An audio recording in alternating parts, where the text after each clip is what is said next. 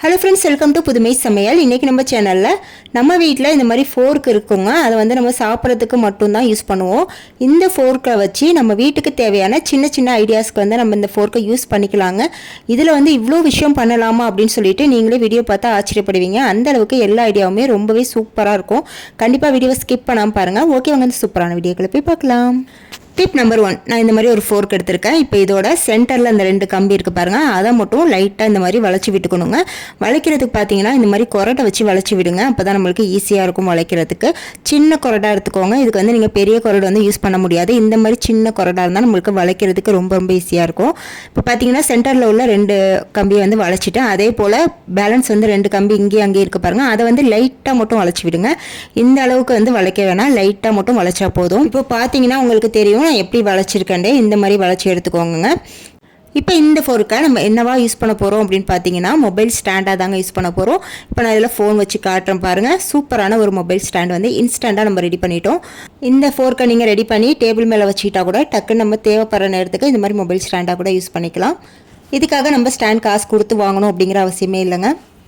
Tip number 2, இந்த டிப்புக்கு நான் இந்த மாதிரி 3 கம்பியுமே வந்து ஃபஸ்ட்டு வளைச்சேன் பாருங்கள். அதே போல் 3 கம்பியை வளைச்சிருக்கேங்க. ஒரே ஒரு கம்பியை மட்டும் அப்படியே ஸ்ட்ரைட்டாக விட்டுட்டேன். இப்போ இதை வச்சு நம்ம என்ன யூஸ் பண்ணலாம் அப்படின்னு பார்த்தீங்கன்னா, நம்ம வீட்டில் இந்த மாதிரி சின்ன சின்ன ஸ்க்ரூ உள்ள பொருட்கள்லாம் இருக்குங்க. அதாவது இப்போ பசங்களோட விளையாட்டு ஜாமான், காரு, அந்த பொம்மை, அந்த மாதிரிலலாம் கூட இந்த மாதிரி சின்ன ஸ்க்ரூ கொடுத்துருப்பாங்க பேட்டரி போடுறதுக்கு. இதை நம்ம கலட்டுறதுக்கு வந்து ரொம்பவே சிரமப்படுவோங்க.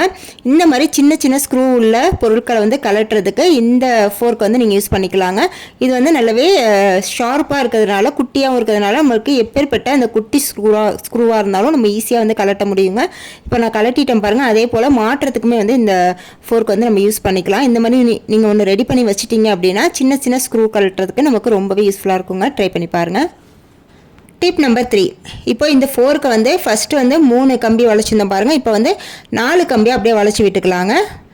இப்போ இந்த ஃபோர்க்கோட பின்பக்கம் வந்து டபுள் சைட் டேப்பை போட்டு ஒட்டிடுங்க. அதாவது ஃபோர்க்கோட இந்த பக்கமும் அந்த பக்கமும் 2 பக்கமும் வந்து ஒட்டணுங்க. அப்போ தான் வந்து ஸ்ட்ராங்காக இருக்கும். இப்போ இந்த ஃபோர்க்கை வந்து நம்ம நிறைய விஷயத்துக்கு யூஸ் பண்ணிக்கலாங்க. ஃபஸ்ட்டு என்னென்னு பார்த்தீங்கன்னா, நம்ம கிச்சனில் வந்து இந்த ஃபோர்க்கை அப்படியே ஒட்டி வச்சிட்டோம்னா இதில் வந்து நம்ம கேஸ் லைட்டர் வந்து ஆர்கனைஸ் பண்ணிக்கலாங்க. இந்த மாதிரி வைக்கும்போது பார்த்தீங்கன்னா அது கீழே விழாது, நமக்கு டக்குன்னு எடுத்து யூஸ் பண்ணுறதுக்கும் வசதியாக இருக்கும், பார்க்குறதுக்குமே வந்து நீட்டாக இருக்கும்.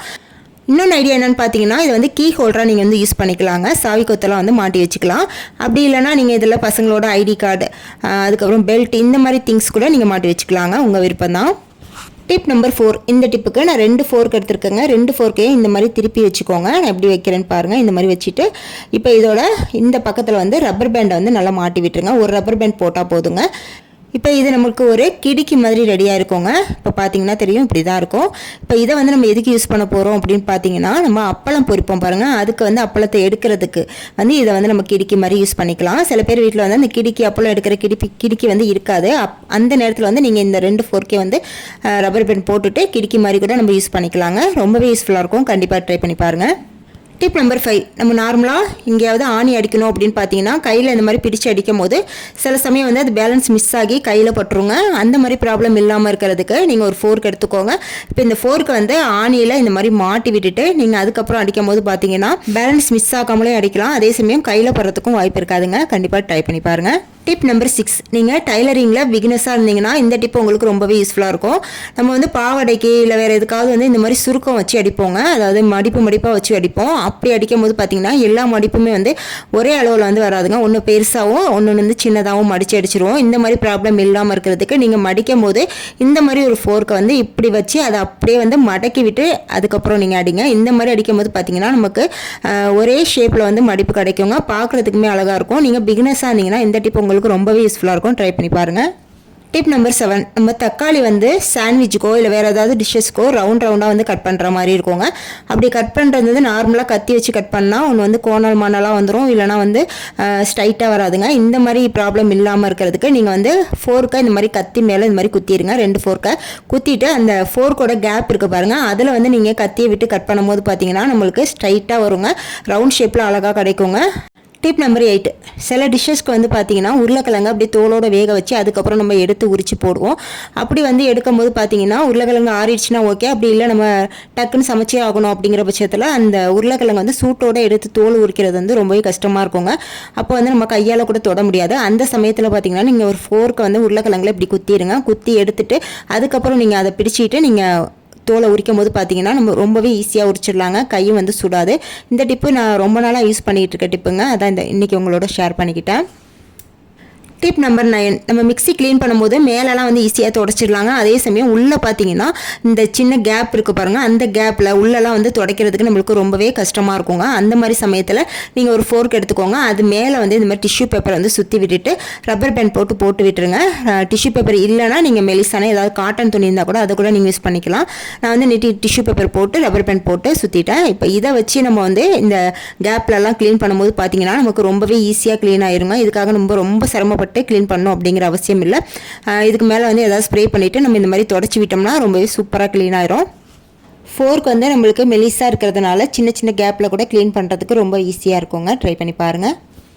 டிப் நம்பர் 10, இந்த டிப்புக்கு பார்த்தீங்கன்னா நான் இந்த மாதிரி 1 லிட்டர் வாட்டர் பாட்டில் எடுத்திருக்கேங்க. இப்போ இந்த வாட்டர் பாட்டிலோட மேல் பக்கமும் கீழ் பக்கமும் நான் மார்க் பண்ணுற பாருங்கள். அந்த மாதிரி மார்க் பண்ணிவிட்டு அதை வந்து நம்ம கட் பண்ணி எடுத்துக்கலாங்க. இப்போது கட் பண்ணி முடிச்சோன்னே இப்படி தாங்க இருக்கும். இப்போ இதோட சென்டர் பீஸ் வந்து நமக்கு தேவையில்லை. இந்த மேல் பீஸும் கீழ் பீஸும் தான் நம்மளுக்கு தேவை. இப்போ இந்த கீழ் பீஸோட சென்டர் பகுதி இருக்குது பாருங்கள், அதில் வந்து இந்த மாதிரி ரவுண்டாக மார்க் பண்ணி இதையுமே வந்து கட் பண்ணி எடுத்துருங்க. இது கட் பண்ணுறதுக்கு பார்த்தீங்கன்னா கத்தியை வந்து நல்லா ஹீட் பண்ணிவிட்டு கட் பண்ணுங்கள். அப்போ தான் வந்து நம்மளுக்கு கரெக்டான ரவுண்ட் ஷேப் கிடைக்கும். இப்போ பார்த்தீங்கன்னா நான் கட் பண்ணிவிட்டு வந்துட்டேன். இப்போ இதில் வந்து இந்த மேல் பீஸ் இருக்குது பாருங்கள், அதோட வாய் பகுதியை வந்து இது உள்ளே இந்த மாதிரி விட்டுருங்க. இப்போ இந்த பாட்டிலோட மூடியை வந்து உள்ளே இந்த மாதிரி கையை விட்டு போட்டு விட்டுக்கலாங்க. அப்போ வந்து நமக்கு கலண்டு வராது, ஸ்ட்ராங்காக இருக்கும். இப்போ இதை வந்து நம்ம இப்படியே வச்சு கூட யூஸ் பண்ணலாங்க. இருந்தாலும் வந்து கொஞ்சம் டெக்கரேஷன் பண்ணி யூஸ் பண்ணும்போது பார்த்தீங்கன்னா நமக்கு பார்க்குறதுக்கு ரொம்ப அழகாக இருக்குங்க. அதுக்கு வந்து நான் பெயிண்ட் பண்ணிக்க போகிறேன். நான் வந்து ப்ளூ கலர் பெயிண்ட் வந்து கொடுத்துக்கிறேன். உங்களுக்கு விருப்பமான கலரில் நீங்கள் பெயிண்ட் பண்ணிக்கலாம். பெயிண்ட் பண்ணி முடிச்சோன்னா இது நல்லா காய விட்டுருங்க. இப்போ நல்லா காஞ்சிருச்சுங்க. இதுக்கு மேலே வந்து நான் டெக்கரேஷன் கொடுக்கறதுக்காக இந்த மாதிரி பழைய ஷாலில் உள்ள அந்த லேஸ் வந்து நான் கட் பண்ணி வச்சுருக்கேங்க. மணிமணியாக இருக்கும். இப்போ இதை வந்து இதுக்கு மேலேயும் கீழேயும் வச்சு நான் அப்படியே வச்சு ஒட்டி விட்டுக்க போகிறேங்க. இதுக்கு வந்து ஃபெவிக்விக் போட்டு ஒட்டினாலும் ஓகே, இல்லைனா க்ளூகன் இருந்தால் அதில் கூட நீங்கள் ஒட்டி விட்டுக்கலாம். ஃபுல்லாக ஒட்டி முடிச்சோன்னா பார்த்தீங்கன்னா இப்படி தாங்க இருக்கும். ரொம்பவே சூப்பரான ஒரு ஹோல்டர் வந்து ரெடி ஆயிடுச்சுங்க. இதை வந்து நீங்கள் எப்படி வேணாலும் யூஸ் பண்ணிக்கலாங்க. எது வேணாலும் இதில் போட்டு வச்சுக்கலாம். நான் வந்து பார்த்தீங்கன்னா கிச்சனில் வந்து ஃபோர்க்கு ஸ்பூனு இதெல்லாம் போடுறதுக்கு வந்து நான் இது ஒரு ஹோல்டர் மாதிரி யூஸ் பண்ணியிருக்கேங்க. நிறைய ஸ்பூனு ஃபோர்க்கெலாம் இருக்கும்போது இதில் போட்டு வைக்கும்போது பார்க்கவே ரொம்பவே அழகாக இருக்குங்க. இப்போ பார்த்தீங்கன்னா தெரியும் எவ்வளோ சூப்பராக இருக்குது பாருங்கள். நம்ம வேஸ்ட்டாக தூக்கி போடக்கூடிய வாட்டர் பாட்டிலை வச்சு ரொம்பவே சூப்பரான ஸ்பூன் ஃபோர்க் ஸ்டாண்ட் வந்து ரெடி பண்ணிட்டோம். இதை நீங்கள் டைனிங் டேபிளில் வைக்கும்போது பார்க்கவே ரொம்பவே அழகாக இருக்குங்க. இதில் வந்து நீங்கள் இது மட்டும் இல்லைங்க, வேறு ஏதாவது பென் ஹோல்டராக கூட நீங்கள் இது வந்து யூஸ் பண்ணிக்கலாம். பேனா பென்சில் கூட போட்டு வச்சுக்கலாம். அப்படி இல்லைனா நைஃப், கத்திரிக்கோல் இந்த மாதிரி ஐட்டம் கூட நீங்கள் போட்டு வச்சுக்கலாங்க. உங்களுக்கு எது விருப்பமோ அதை வந்து நீங்கள் போட்டு ஆர்கனைஸ் பண்ணிக்கலாம். நான் வந்து இன்றைக்கி ஸ்பூன் ஃபோர்க் போடுறதுக்கு தாங்க ரெடி பண்ணியிருந்தேன். இது அப்படி கிச்சனில் வைக்கும்போது ரொம்பவே அழகாக இருந்துச்சுங்க. கண்டிப்பாக வந்து நீங்களும் ட்ரை பண்ணி பாருங்கள். இந்த வீடியோவில் சொன்ன எல்லா டிப்ஸும் இந்த கிராஃப்ட்டும் உங்களுக்கு பிடிச்சிருக்குன்னு நினைக்கிறேன். உங்களுக்கு எந்த டிப் பிடிச்சிருந்துச்சு அப்படிங்கிறதையும் எனக்கு மறக்காமல் கமெண்ட்டில் சொல்லுங்கள். வீடியோ பிடிச்சிருந்தா மறக்காம ஒரு லைக்கை தட்டி விட்டுருங்க ஃப்ரெண்ட்ஸ். இது போல் நிறைய யூஸ்ஃபுல்லான டிப்ஸ், ரீயூஸ் ஐடியாஸ் தெரிஞ்சுக்க நம்ம புதுமை சமையல் சேனலை சப்ஸ்கிரைப் பண்ணி வச்சுக்கோங்க.